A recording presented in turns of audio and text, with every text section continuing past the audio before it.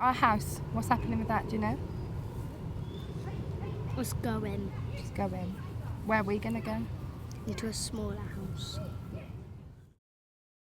As a parent trying to explain that we don't own this home, we rent this property and it's not ours, and that at any point in given time it can be taken away from us, it's really hard.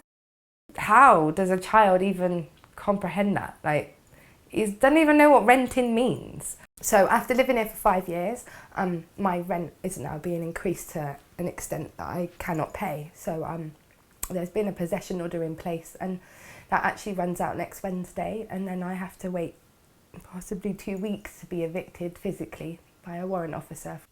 I've had a lot of processes where I've had to make sure that paperwork is here, there and everywhere.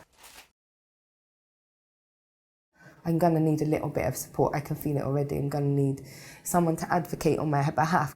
Because obviously you're going to be in temporary accommodation, I've just thought that someone who might be able to provide kind of quicker support than the family service is Sam. Yes. He does the children's hostel service, and he can now work with kids who are in temporary accommodation. Good. So if you're worried about him feeling really uneasy and he knows stressed, and he already knows Sam, and I want him to be able to talk about it if he needs to talk about it. Yeah. I don't feel like he can talk, like he broke down. My son's aware that we have to leave the property. He's obviously not aware of the extent of like the letters that I'm receiving, the kind of the way it's grinding me down in my own head.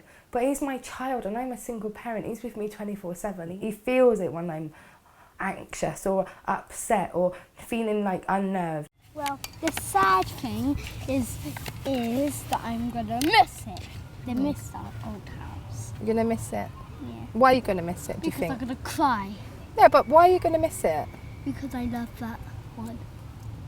It's like every day he wakes up, he goes to school, he knows what's happening, he's going to school, he's going to do something, he's going to see his friends.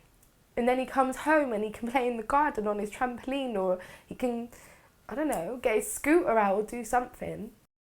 I don't know where we're going to be. I don't know where we're going to be living. I feel like now that I'm being made homeless or being evicted from this property after not only just being settled here and being happy and my son being happy, but having that community base, having neighbours that I can knock on the door and ask to borrow milk and sugar and trust them, and it's kind of it's a little bit heartbreaking.